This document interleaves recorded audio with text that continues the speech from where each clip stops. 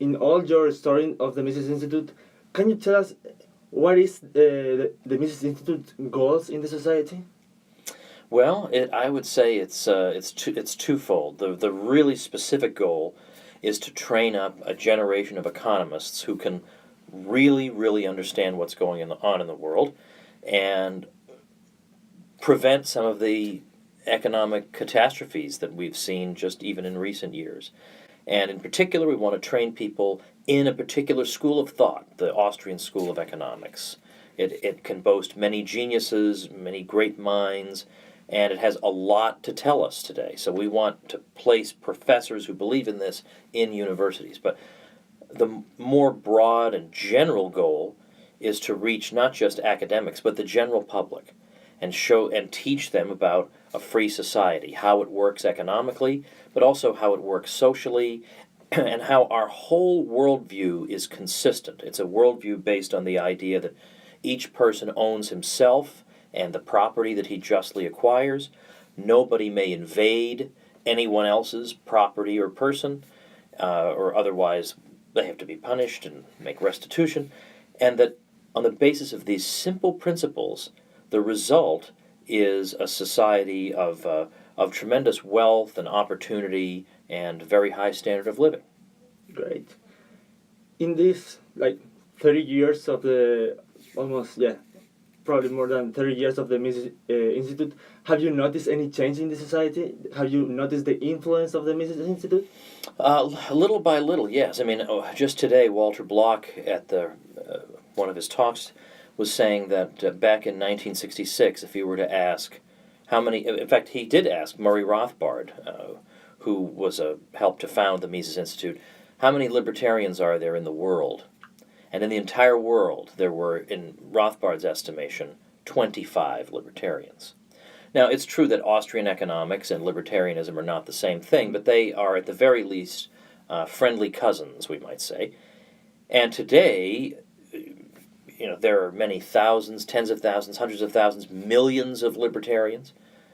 Well, I think the Mises Institute has played a tremendous role, especially since the Internet was created. The Institute has been such a benefactor to mankind, these great classic works that are so intellectually exciting about, that teach that what you've been taught in school about how terrible it would be if wise experts weren't overseeing everything. You learn how society really can run itself. It's very exciting. And anyone anywhere in the world can read any of these books or take any of these courses or listen to these lectures and hear some of these interviews. When I talk to people and I say, how did you first get to know about these ideas? Over and over again, it's the Mises Institute, the Mises Institute, the Mises Institute. And today, it's true, not every economics department, but in a lot of economics departments in American universities, if you are an Austrian so-called economist, they oftentimes view that as an interesting addition to the department. They don't say, well, there's no chance we'll hire you. We have professors being hired all over the country, and that was not happening before the Mises Institute, period. That was not happening. How has it changed the attendance in the Mises University in the last 30 years? Because in this year, it's 30th birthday of the Mises University. Has it changed? Do we have more kids and young people coming to the Mises University? That's a good question. That I personally don't know. I'm sure the people who run the Institute would know. I can say, though, that as somebody who went to the Mises University as a student 23 years ago, and I think back on it, I would say there are more students today. But I would also say the students we have today are also qualitatively different. It's not just a different quantity of students, but they're better students. And the reason, again, is that because of the Internet, they can read this material, they can master this material, and they can show up here wanting then just to become advanced students. They don't show up as complete beginners, knowing nothing, and we need to teach from there. We have a lot of students who know an enormous amount just when they walk through that door. They already come with a background of libertarian ideas and Austrian economic knowledge. Yeah. So it's we couldn't be happier. And I've been talking to the faculty this week, and they're all saying to each other, this is such an exciting bunch of students because they know a lot, they're curious, they love learning. We have an optional exam at the end of the week. Now, these kids are already coming to an academic week-long conference in the middle of the summer, and they don't have to take the exam, but the room was packed full of people who want to take that exam. Now, I should point out in all fairness that if you pass the exam and you move on to the oral exam portion, and you do very well there, and you move to the final oral exam, you do have the chance to win a cash prize. So there is a chance that that is also a motivation. That could be. Before I started the interview, I asked in Chile about to libertarians if they wanted to make any question to you, and some people actually asked me for some question. There is a guy called Agustin Calderon who asked what I think is a very basic question, but it's essential to understand, especially in Chile where the movement is not very unknown. And the question is this: the libertarian movement in Chile is still small and very unknown. A basic but important question is, what does a libertarian defend? A free market that is commonly known with buying and selling goods and services, or an ethic of self-possession? Okay. So in other words, the question is, most of our countrymen are not libertarians, or maybe don't even know what libertarianism is. Yeah. So if I want to approach them and I want to increase our numbers, how should I be explaining it? What should be the fundamental principle that I want to convey? Is that what he's saying? What does a libertarian defend? The market, the self-possession of a person? What is? Well, I would say the market really is secondary. The market follows from the first principles. So the first principles, it's true there are libertarians with differences of opinion on this, but to me the first principle is the idea of self-ownership. And the idea ownership of any property means that you can use it as you see fit as long as you don't harm anybody else. So if I own these glasses, I am the one who decides when they go on my face, and nobody else makes that decision. Well, likewise, if I own myself, then I decide the things I'm going to do, or if I want to donate a kidney, that's my decision. People can't come up and say, well, that poor guy could use a kidney, so we're going to start grabbing it from you. These would be my decisions. And so when I begin there, everything else libertarianism believes follows from that. A free market follows from that, because in the free market we have everybody owning himself and making decisions about how he wants to interact with other people, what kind of labor contract he wants to enter into, what kind of products he wants to produce or consume or buy or sell. But it ultimately goes down to this question of who owns you. I mean, if you really, really want to get people thinking, because they never think of issues like this, the question might be, who owns you?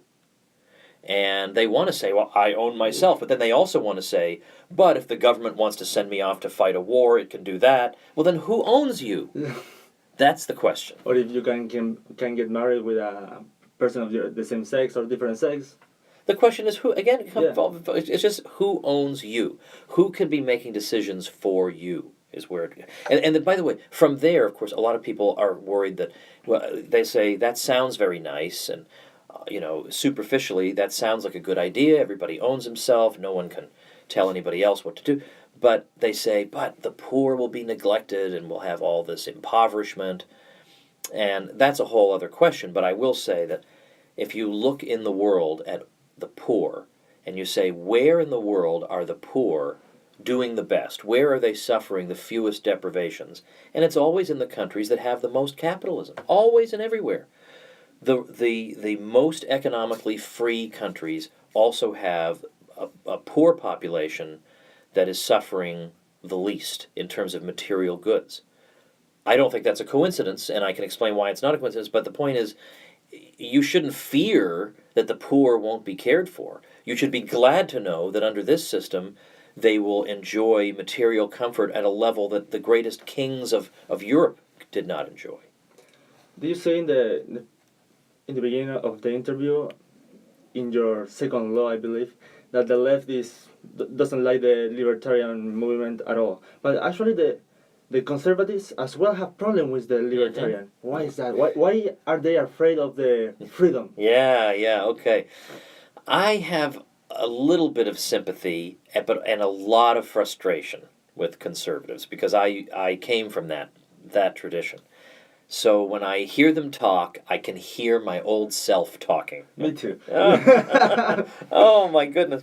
Well, of course, as you know, they are willing to accept some libertarian ideas, and they say they like Free market. Right, they like private property. They realize that private property can be a conservative thing, but they feel that, and I don't want to make it sound like these are frivolous or stupid people, because they're not. I mean, some of them are, but some of them are very smart people I've learned a lot from, and they feel like if there isn't some kind of authority, let's say giving moral guidance to people or something, that society is going to degenerate morally, and that when it degenerates morally, you can't have a free market. You'll have a bunch of dissolute people who are just seeking physical pleasure, and they just don't think you can have a society based on that.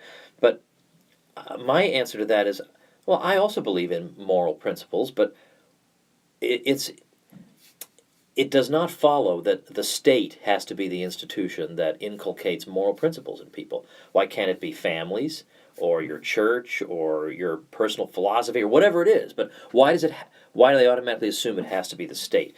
And secondly, it seems to me to be the case that once a people becomes, morally degenerate in some way, or they're lazy bums or whatever, it never seems like politics is ever able to change that. If you want to change the moral standing of a people, you have to go about it some other way. You have to go about it through education, moral exhortation, whatever. But passing a law, it just doesn't do anything. It doesn't accomplish anything. And even when I think about abortion's a controversial issue among libertarians, and there are a lot of conservatives who are against abortion, some libertarians who are against abortion. But as Jeff Deist of the Mises Institute has said, whatever your position on abortion is, if you think about all the tens of millions of dollars, maybe more than that, of dollars that conservatives have spent fighting for pro-life politicians who are going to stop abortion, and they've accomplished nothing, absolutely not one thing in 40 years, nothing. What if they had taken that money and devoted it to helping young mothers? And donating resources to young mothers who would like to have that baby, but they don't know what to do, and help them find employment. That would have had such an immeasurably better effect. And there are a million ways to use that money in a better way. Exactly. And so I would say to conservatives that you have been scammed by people. You've been scammed by slick politicians, by think tanks that are urging you to send money, and you send the money and nothing ever changes except you get a more insistent letter asking you to send more money. Think about what you can accomplish outside of government, because government hasn't given you a darn thing. Think about what the ordinary operation of society can yield you. Well, what if you just try voluntary methods? So there's that. But also, look, I'm an extremely, in English we say I'm an extremely square person, by which we mean, I don't use drugs. I drive a minivan with my 5 kids in it. Very conservative in that way. But I'm still a libertarian. Conservative. Yeah, that's right. Yeah. But I think of myself as a conservative in that way. But I still don't support the state, because I feel like the state undermines me at every turn. It's implicitly forcing my kids to be educated in principles I don't agree with. It's undermining me through taxation. It's making my life difficult in various ways. If I could just have my nice little community and make my own decisions about my family and what they're taught and everything, that would be everything a conservative could possibly ask for. But I think some of the conservatives feel like we need to shape people up with the state. And I would say, look, if you can have a family, an extended family, a community that you feel like is a good, comfortable place to live in, be thankful for that and be content with that. Don't try to change people in San Francisco. Don't, write articles if you want to, but just fix up your own family, your own neighborhood, and be happy with your little plot of ground on this earth. And that is all you can expect in this life.